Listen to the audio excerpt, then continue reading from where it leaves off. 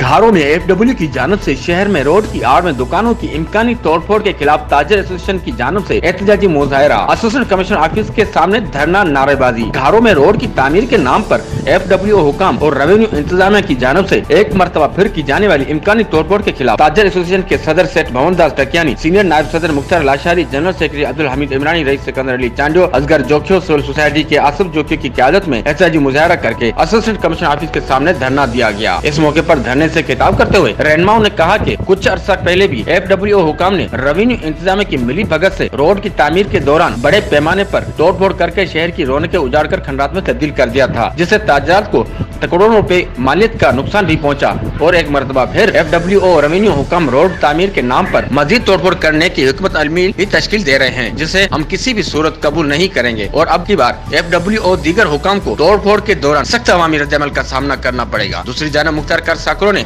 मुजाहिरीन से बातचीत करके मसला बातों के जरिए हल करने की अपील की है, जबकि मुजाहिरीन FW हुकाम और रेवेन्यू अमलदारान के खिलाफ सख्त नारेबाजी भी कर रहे थे। कैमरा टीम के साथ मोहम्मद अली मल्ला, राज न्यूज़, घारो।